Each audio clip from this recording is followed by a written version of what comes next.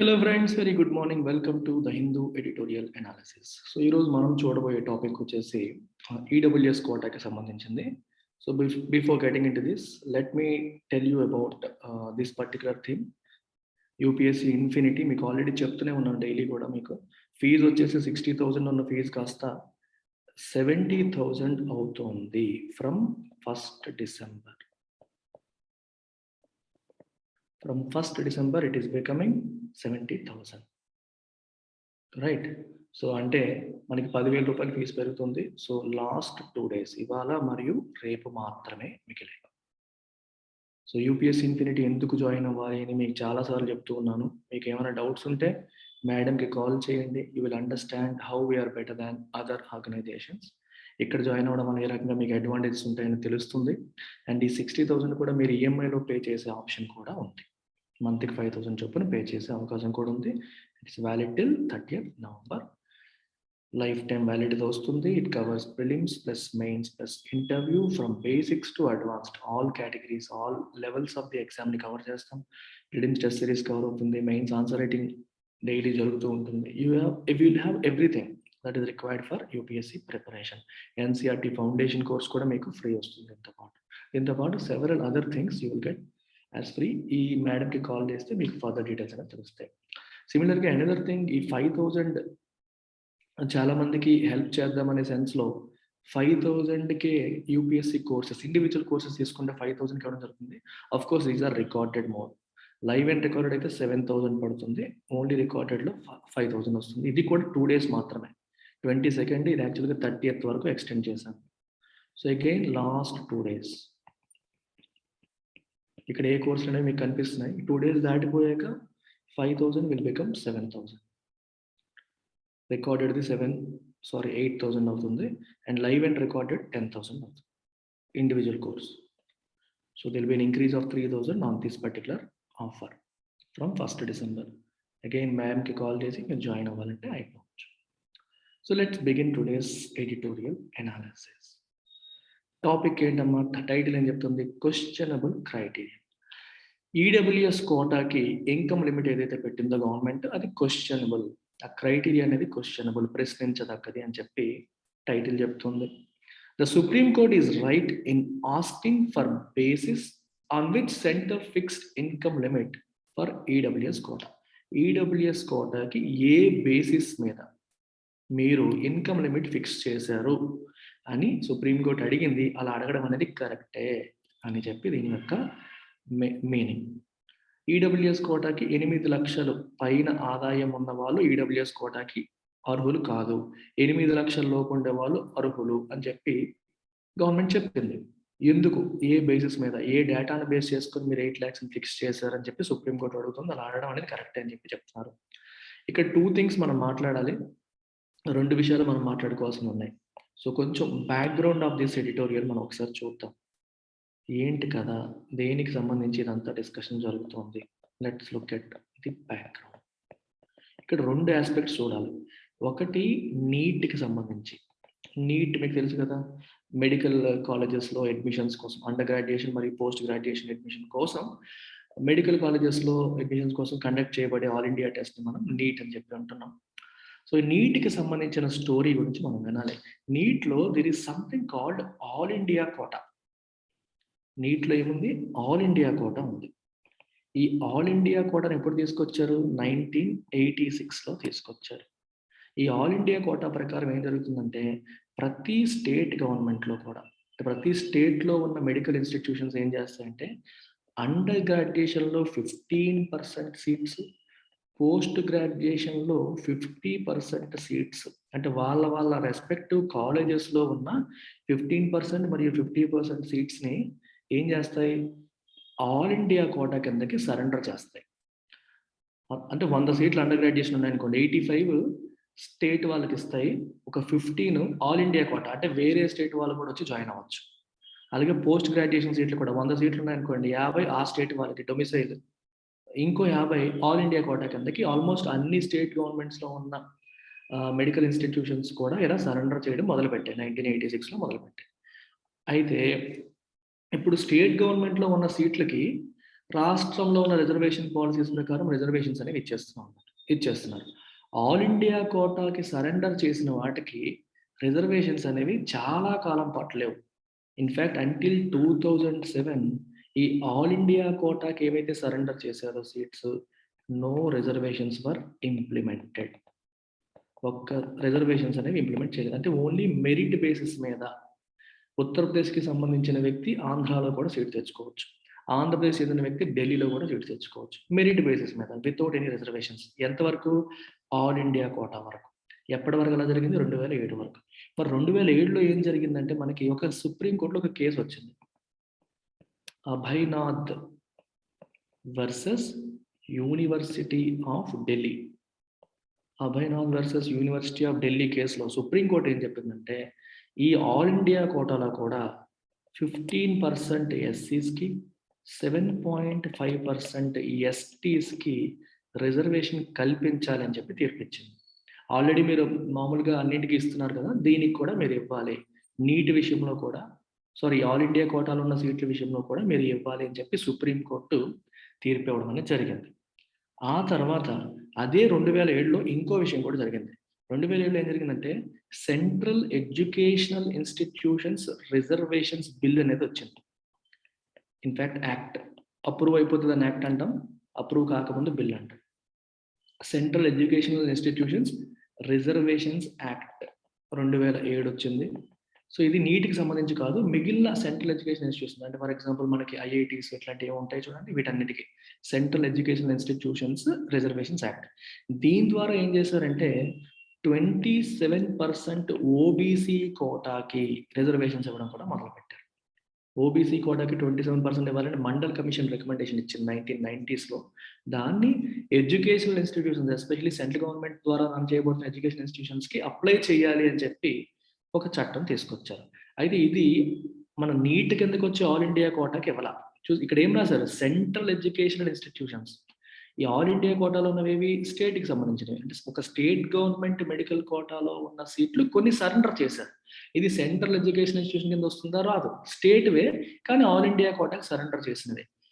Central education ఇన్స్టిట్యూషన్స్కి ఏమో ఇది apply చేశారు, కానీ మళ్ళీ దీనికి అప్లై అవ్వాల. సో దీని వరకు ఓన్లీ ఎస్సీ ఎస్టీస్కి మాత్రమే ఉంటుంది. 27% ఫర్ ఓబీసీ అనేది ఇంప్లిమెంట్ చెయ్యలేదు. అర్థమవుతుందా? ఓబీసీ కోటాకి జనరల్గా ఇచ్చే 27% రిజర్వేషన్ ఆల్ ఇండియా కోటాలో ఉన్న మెడికల్ సీట్స్కి అప్లై చేయలేదు. మొదటిది. రెండవది, 2019లో మీ అందరికీ తెలిసిందే 103rd కాన్స్టిట్యూషనల్ అమెండ్మెంట్ యాక్ట్ వచ్చింది. ఈ 103వ కాన్స్టిట్యూషనల్ అమెండ్మెంట్ యాక్ట్ దేనికోసం అమ్మా?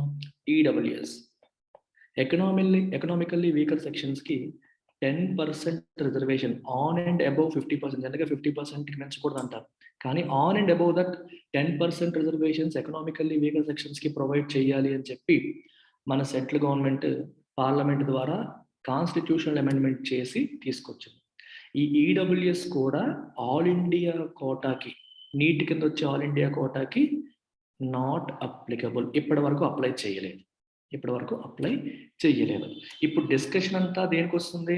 ఇందాక మనం మాట్లాడుకుంటున్న ఓబీసీ 27% ఓబీసీ, 10% ఈడబ్ల్యూఎస్, ఈ రెండు కూడా ఆల్ ఇండియా కోటాకి అప్లై చేయాలి అనేది పాయింట్. అది ఇక్కడ డిస్కషన్. దానికోసమే సుప్రీంకోర్టులో డిస్కషన్ అనేది నడుస్తుంది. ఈ డిస్కషన్లో భాగంగా సుప్రీంకోర్టు ఏమడుగుతుందంటే ఈడబ్ల్యూఎస్ కేటగిరీకి మీరు ఇన్కమ్ లెవెల్ ఎలా ఫిక్స్ చేశారు, అంటే 8 lakhs అనేది ఎలా మీరు డిసైడ్ చేశారు అనేది క్వశ్చన్. దానికి గవర్నమెంట్కి ఎఫిడవిట్ సబ్మిట్ చేయమని చెప్పారు. ఎఫిడవిట్ అంటే రిటెన్ రెస్పాన్స్, ఓవరాల్ రెస్పాన్స్ కాదు, రిటెన్ రెస్పాన్స్. క్లియర్గా మెన్షన్ చేయండి on what basis you fixed 8 lakhs as the category, criteria కింద ఎలా ఫిక్స్ చేశారని చెప్పి సెంట్రల్ గవర్నమెంట్ని సుప్రీంకోర్టు అడిగింది.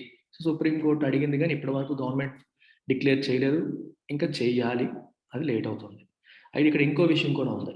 ఈ పర్టిక్యులర్ 103వ కాన్స్టిట్యూషనల్ అమెండ్మెంట్ యాక్ట్ వ్యాలిడా కాదా, దీని యొక్క వ్యాలిడిటీ ఏదైతే ఉందో ఈ వ్యాలిడిటీని క్వశ్చన్ చేస్తూ సుప్రీంకోర్టులో కొన్ని కేసులు ఫైల్ అయ్యాయి. ఎందుకంటే ఇది ఎకనామికల్లీ వీకర్ సెక్షన్స్ కోసం. కాన్స్టిట్యూషన్లో ఎకనామికల్లీ వీకర్ సెక్షన్స్ కోసం అని చెప్పి అక్కడ ప్రావిజన్ లేదు. కాన్స్టిట్యూషన్లో ఏముంది మనకి, socially and educationally backward classes అని రాశారు. సో ఈ ప్రాతిపదికను ఓబీసీస్కి ఇస్తారు.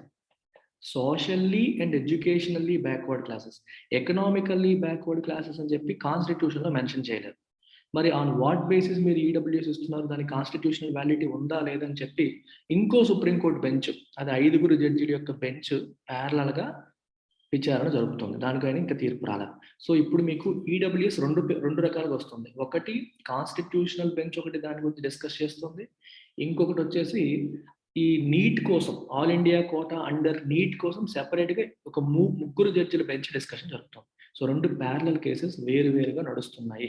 ప్రస్తుతం ఉన్న ఎడిటోరియల్ వచ్చేసి నీటికి సంబంధించిన 3 జడ్జిల బెంచ్ విచారణ గురించి మనం మాట్లాడుతున్నాం. So keep this in mind and let's come back to this.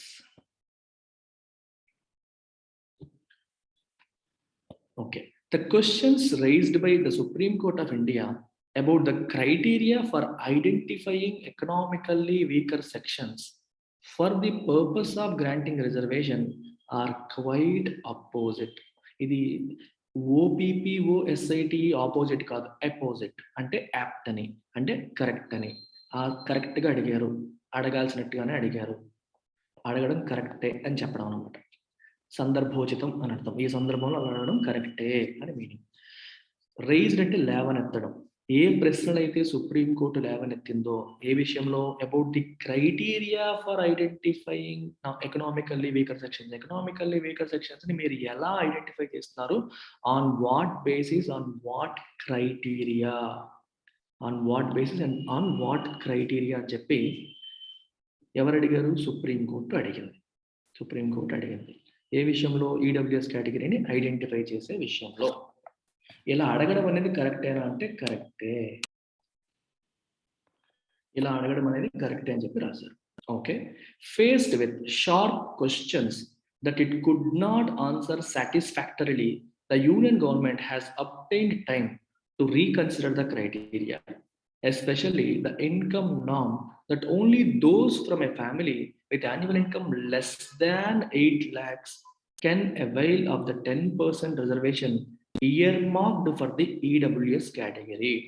So supreme court చాలా క్వశ్చన్స్ అడిగింది, షార్ప్ క్వశ్చన్స్ అడిగింది. ఏమడిగింది, మీరు ఏ బేసిస్ మీద చేశారు, క్వాంటిఫైయబుల్ డేటా ఉందా, సర్వే చేశారా, రీసెర్చ్ చేశారా, చేస్తే ఆ డేటా ఇవ్వండి, ఎలా డిసైడ్ చేశారో చెప్పండి, 8 lakhs అని మీరు ఎలా ఫిక్స్ చేశారు అని రకరకాల క్వశ్చన్స్ అడిగింది. వీటికి మన యూనియన్ గవర్నమెంట్ సాటిస్ఫాక్టరీగా ఆన్సర్ చేయలేకపోయి ఏం చేసిందంటే, మేము రీకన్సిడర్ చేస్తాము, 8 lakhs అనేది దాన్ని మేము రీకన్సిడర్ చేస్తాము, మాకు టైం ఇవ్వండి అని చెప్పి సుప్రీంకోర్టు దగ్గర టైం అడిగి తీసుకుంది. ఈ ఇన్కమ్ నామ్ ఏదైతే ఉందో, 8 lakhs అనే నామ్ ఏదైతే ఉందో దాన్ని మేము రీకన్సిడర్ చేసి మళ్ళీ ఒకసారి రివైజ్ చేస్తాము, ఈసారి డేటా పట్టుకొని చేస్తాము అని చెప్పారు. 8 lakhs లిమిట్ ఎవరు పెట్టారు, సెంట్రల్ గవర్నమెంట్ పెట్టింది. దేనికోసం, 10% రిజర్వేషన్ ఇయర్ మార్క్ అంటే పక్కన పెట్టి ఉంచడం, కేటాయించడం. ఎవరికి, economically weaker section. Economically weaker section అనే వాళ్ళు ఏ caste, can be from any caste. మామూలు కాస్ట్ బేస్డ్ రిజర్వేషన్ అనేది ఆల్రెడీ వాళ్ళకి అప్లై అవుతుంది, ఎస్సీస్, ఎస్టీస్, ఓబీసీస్కి. జనరల్గా అప్పర్ కాస్ట్లో ఉన్న వాళ్ళు, అందులో బ్రాహ్మిన్స్, వేరే వాళ్ళు ఎవరికైతే నార్మల్ రిజర్వేషన్స్ ఫలాలు అందట్లేదో వాళ్ళలో ఉన్న పేదవాళ్ళకి రిజర్వేషన్ ఫలాలు అందించాలి అనే ఉద్దేశంతో తీసుకొచ్చింది 10% రిజర్వేషన్. దానికి 8 lakhs అనేది లిమిట్ పెట్టారు. ఆ లిమిట్ అనేది రివైజ్ చేస్తామని చెప్పి ఇప్పుడు గవర్నమెంట్ చెప్తుంది. It is now a settled principle that quantifiable data or proof of a detailed study are required to justify any category of reservation, as well as the norms that determine which section gets it and which does not. Chala important aspect చూడండి ఇక్కడ. It is now a settled principle. ఏంటి ఆ principal, ఏ విషయం అనేది settled అంటే discussion లేదు, దీనిపైన discussion అనేది లేదు. గవర్నమెంట్స్ యాక్సెప్ట్ చేశాయి, కోర్టులు క్లియర్గా చెప్పేశాయి, మీరు ఎప్పుడైనా సరే ఎవరికైనా సరే రిజర్వేషన్ ఇవ్వాలి అనుకుంటే you have to justify it, దాన్ని సమర్థించుకోవాలి. ఎలా సమర్థించుకోవాలి, యూజింగ్ క్వాంటిఫైయబుల్ డేటా లేదా ప్రూఫ్ ఆఫ్ డీటెయిల్డ్ స్టడీ. మేము స్టడీ చేసాము, పలానా కమిటీని వేసాము, వాళ్ళు డేటా గ్యాదర్ చేశారు, ఈ డేటా ప్రకారం మాకు తెలిసింది ఇది అని మీరు జస్టిఫికేషన్ ఇచ్చి మాత్రమే రిజర్వేషన్ ఇవ్వాలని చెప్పి కోర్టులు పలు సందర్భాల్లో తేల్చేశాయి. దీంట్లో డిస్కషన్ డౌట్ లేదు. అలాగే నామ్స్, ఏ కేటగిరీ కింద ఏ క్రైటీరియా ప్రకారం మీరు ఎవరికి రిజర్వేషన్ వస్తుంది ఎవరికి రాదు అని ఎలా డిసైడ్ చేస్తారు. ఫర్ ఎగ్జాంపుల్ ఓబీసీలో క్రీమీ లేయర్ ఎలా జస్టిఫై చేస్తారు, ఈడబ్ల్యూఎస్లో 8 lakhs అనేది ఎలా డిసైడ్ చేస్తారు, 8 lakhs లోపు వాళ్ళకి వస్తుంది, 8 lakhs దాటిన వాళ్ళకి రాదు అంటే ఎవరికి వస్తుంది ఎవరికి రాదు అని ఎలా డిసైడ్ చేస్తారు.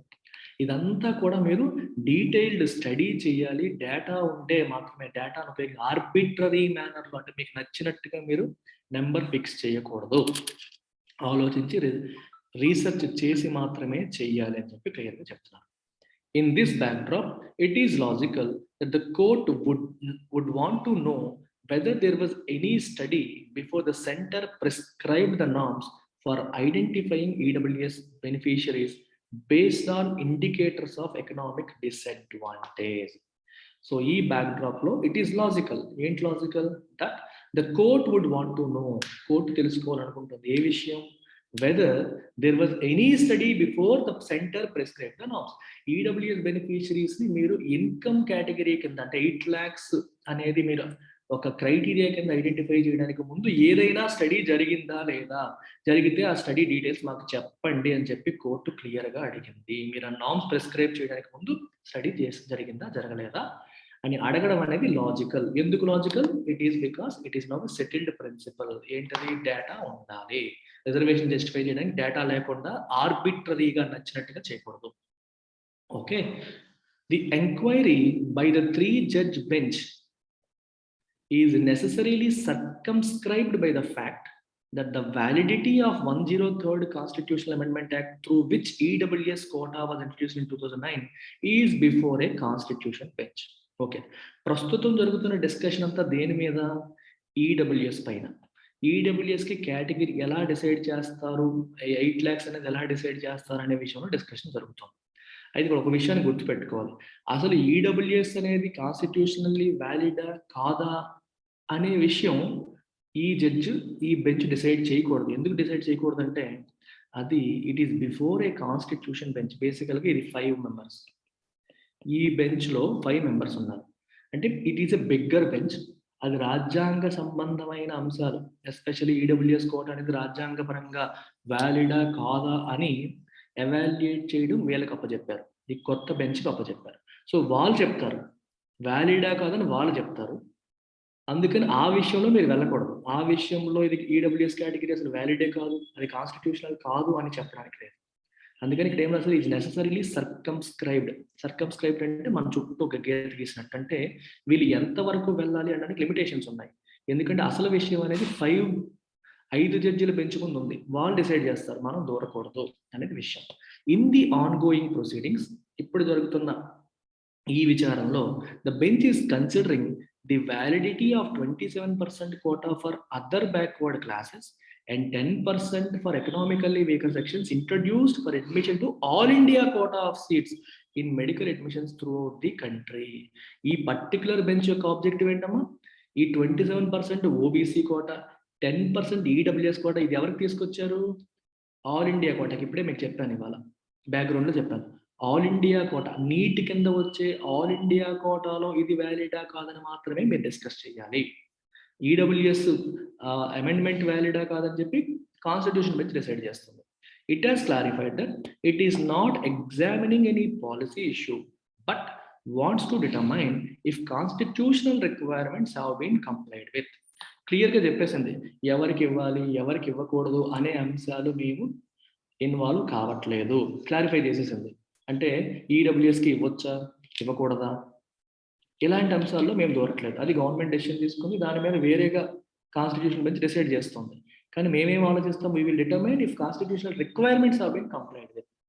మీరు డిసైడ్ చేసేటప్పుడు పాలసీ ఫాలో అయ్యారా లేదా, కాన్స్టిట్యూషనల్ రిక్వైర్మెంట్స్ ఫాలో అయ్యారా లేదా అనే విషయాన్ని మాత్రమే మేము డిటర్మైన్ చేయాలనుకుంటున్నామని చెప్పి క్లారిఫై చేసింది. The income criteria is undoubtedly an anomalous aspect of the EWS quota. EWS quota విషయానికి వచ్చేసరికి మనకి ప్రాబ్లం ఎక్కడ వస్తుందంటే, ఈ ఇన్కమ్ కోటా అనేది మనకి ఎనామలస్ ఆస్పెక్ట్. ఎందుకంటే అది ఎనామలస్ అంటే అర్థం ఏంటంటే something that is deviating from the expected నామ్ ప్రకారం జరగట్లేదు అని ఒక అనుమానం తీసుకొచ్చే ఒక ఆస్పెక్ట్. ఎందుకని చూడండి, an annual income of 8 lakhs is the limit beyond which an OBC family would fall under the creamy layer and will be denied reservation. ఈ 8 lakhs అనేది క్రీమీ లేయర్ డిటర్మైన్ చేయడానికి కూడా అదే లిమిట్ మనం వాడుతున్నాం. గుర్తుందిగా, మీ అందరికీ తెలిసిందే. ఓబీసీ కోటాలో ఓబీసీ ఫ్యామిలీలో వాళ్ళు క్రీమీ లేయర్ కిందకి వస్తారా రారా అని మనకి ఎలా తెలుస్తుంది? Using this annual income criteria of 8 lakhs.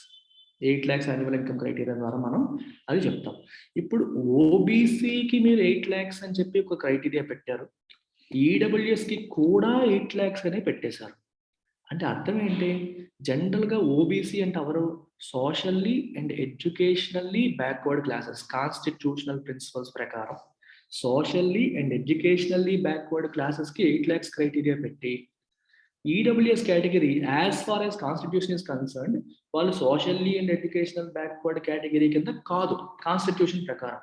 మరి వాళ్ళకు కూడా 8 lakhs ఎలా పెడతారు? కాన్స్టిట్యూషన్లో ఒక ఇంపార్టెంట్ ప్రిన్సిపల్ ఉంది. ఏంటి ఆ ప్రిన్సిపల్? డోంట్ ట్రీట్, చాలా ఇంపార్టెంట్ ప్రిన్సిపల్ ఇది, డోంట్ ట్రీట్ అన్ఈక్వల్స్ ఈక్వల్లీ. అన్ఈక్వల్స్ని ఈక్వల్గా ట్రీట్ చేయకూడదు. అంటే మీకు ఫర్ ఎగ్జాంపుల్ ఎస్సీ ఓసీ ఉన్నారు, వాళ్ళు ఈక్వల్సా అంటే ఈక్వల్స్ కాదు. మరి ఇద్దరు ఈక్వల్స్ కానప్పుడు ఇద్దరిని ఒకేలాగా ఎలా ట్రీట్ చేస్తాం? చాలా మంది పిల్లలు చదువుకునేటప్పుడు స్టూడెంట్స్ అనుకుంటారు, సార్ రైట్ టు ఈక్వాలిటీ అంటారు, రైట్ టు ఈక్వాలిటీ అంటారు, మరి ఓసీస్ని ఎస్సీస్ని ఒకేలా చూడాలి కదా సార్ అంటారు. నో, కాన్సెప్ట్ ఏంటి ఇక్కడ? Don't treat equals అన్ఈక్వల్స్ equally. Equality exist among equals. అంటే ఓపెన్ కేటగిరీ ఓసీలో ఉన్న వాళ్ళందరినీ ఒకేలాగా ట్రీట్ చేయి, ఎస్సీల్లో ఉన్న వాళ్ళందరినీ ఒకేలాగా ట్రీట్ చేయి, అది పాసిబుల్. కానీ ఎస్సీల్ని ఓసీల్ని ఒకేలాగా ఎలా ట్రీట్ చేస్తావు? They are not equals. అన్ఈక్వల్స్ని ఈక్వల్గా ట్రీట్ చేయకూడదు అనేది కాన్స్టిట్యూషనల్ ప్రిన్సిపల్, ఈక్విటీ ప్రిన్సిపల్ అంటాం దాన్ని. సో అందుకని ఈ ఫస్ట్ వీళ్ళని ఈక్వల్ చేయాలి, ఎస్సీని ఓసీ లెవెల్కి తీసుకొచ్చి తర్వాత ట్రీట్ దెమ్ ఈక్వల్లీ. ఎస్సీని ఓసీ లెవెల్కి తీసుకురావాలంటే హిస్టారికల్గా వాళ్ళు వెనకబడ్డారు కాబట్టి వాళ్ళకి రిజర్వేషన్స్ ఎఫర్మేటివ్ యాక్షన్స్ ద్వారా వాళ్ళకి సపోర్ట్ ఇచ్చి then you bring them on par with OCs, అప్పుడు మీరు ఈక్వల్గా ట్రీట్ చేయండి అనేది కాన్స్టిట్యూషనల్ ప్రిన్సిపల్. ఈ ప్రిన్సిపల్ని బేస్ చేసుకుని మనకి రిజర్వేషన్స్ వస్తున్నాయి. మరి ఇప్పుడు ఓబీసీ కేటగిరీకి ఈడబ్ల్యూఎస్ కేటగిరీ జనరల్గా ఓపెన్ కేటగిరీ నుంచి వస్తుంది. మరి వీళ్ళిద్దరికీ ఆల్రెడీ కొన్ని తారతమ్యాలు ఉన్నాయి అనేది కాన్స్టిట్యూషన్ యాక్సెప్ట్ చేసిన విషయం.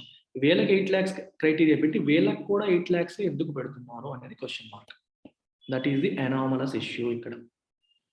The same income figure is being used as the ceiling for identifying EWS. అదే కదా, ఓబీసీకి ఏదైతే 8 lakhs వాడుతున్నామో ఇక్కడ కూడా అదే వాడుతున్నాం. The moot question is, and the question under discussion or debate is, whether those who do not face impediments that come with social and educational backwardness can be equated with those who do. OBC అంటే అర్థం ఏంటి?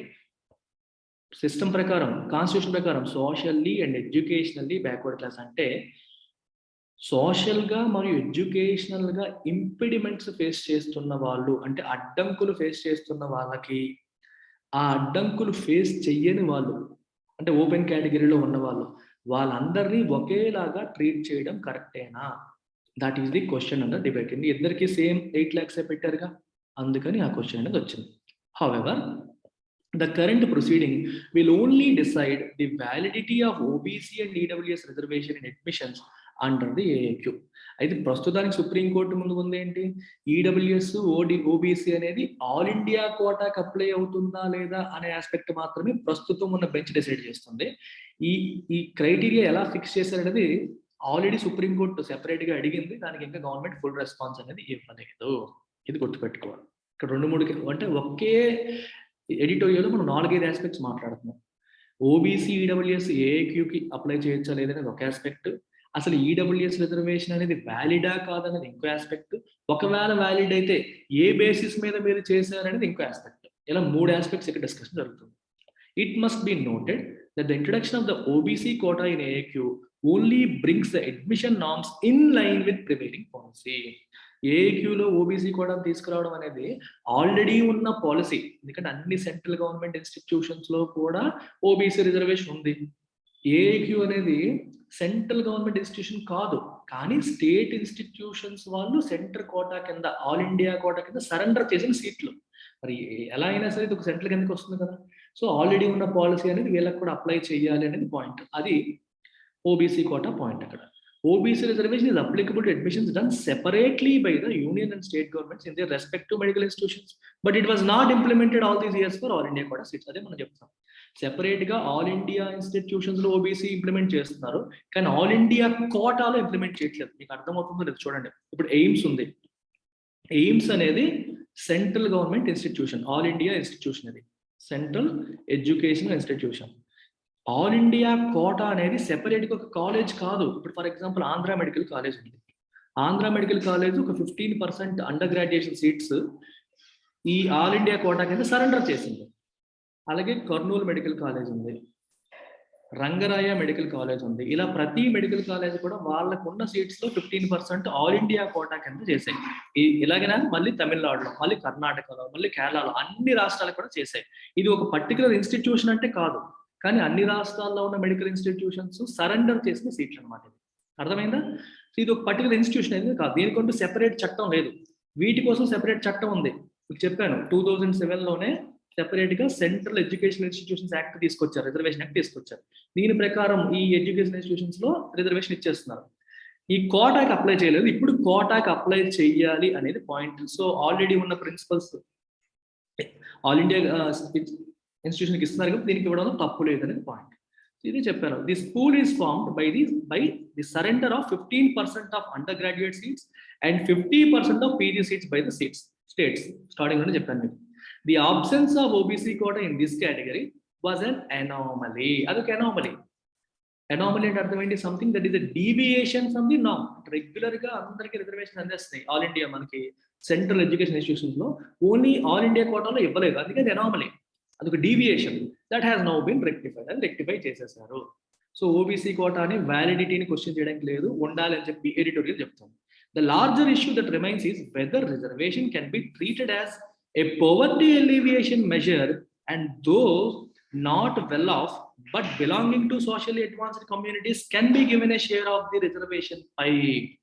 ఈ editorial ఏం question చేస్తుంది అంటే supreme court ఏ విషయం మీద ఆలోచించాలని చెప్తుందంటే OBC రిజర్వేషన్ గురించి ఆలోచించడానికి లేదు, అది ఆల్రెడీ ఉన్నదే మనం ఇస్తున్నాం, వేరే వాళ్ళకు ఉంది, ఇప్పుడు ఆల్ ఇండియా కోటాకి ఇస్తున్నాం. కానీ EWS రిజర్వేషన్ వ్యాలిడిటీ గురించి క్వశ్చన్ మార్క్. అంటే రిజర్వేషన్ ని మనం పవర్టీ ఎలివియేషన్ మెజర్ కింద వాడొచ్చా అంటే, మీరు ఎకానమీ ఆర్థిక పరిస్థితులు బట్టి డిసైడ్ చేస్తామని చెప్తున్నారు EWS అంటే. So can we use it as a poverty alleviation method, poverty alleviation method కింద దీన్ని వాడొచ్చా లేదా అనేది క్వశ్చన్ మార్క్. ఎందుకంటే EWS category are considered socially advanced communities, అంటే సొసైటీలో వాళ్ళకి ఎక్కడ కూడా వెనకబడి లేరు, అంటే వాళ్ళకి ఇవ్వాల్సిన గౌరవం అనేది ఉంది, వాళ్ళు దూరం పెట్టడం, అంటరానితనం అలాంటివి లేవు. సోషల్లీ అడ్వాన్స్డ్ కమ్యూనిటీస్ లో ఉన్న economically well of, not economically well of, ఆర్థికంగా అంత అభివృద్ధి చెందని వాళ్ళకి మనం ఇది అందించవచ్చా లేదనేది question. The constitution bench should resolve this question early. ఇది ఎవరు డిసైడ్ చేస్తారు? Constitution bench. ఆల్రెడీ మాట్లాడారు. EWS వ్యాలిడా కాదని ఎవరు చెప్తారు? కాన్స్టిట్యూషన్ బెంచ్, 5 జడ్జిల బెంచ్ డిసైడ్ చేస్తుంది. అది తొందరగా రిజాల్వ్ చేయాలి అని చెప్పి ఫైనల్ గా చెప్తారు. So this editorial talks about multiple issues. అసలు EWS అనేది కాన్స్టిట్యూషనల్లీ వ్యాలిడా కాదనేది ఒక ఇష్యూ. ఒకవేళ వ్యాలిడ్ అయితే EWS కి 8 lakhs ఎలా ఫిక్స్ చేస్తారు, OBCకి ఫిక్స్ చేసిన 8 lakhs దీనికి కూడా ఎలా ఫిక్స్ చేస్తారు అనేది ఇంకొక ఇష్యూ. ఆల్ ఇండియా కోటాకి OBC EWS ఉండాలా లేదనేది ఇంకొక ఇష్యూ. సో 3 issues తో ముడిపడిపోయిన ఆర్టికల్ ఇది. Beautiful article, useful for UPSC aspirants. Take care, by.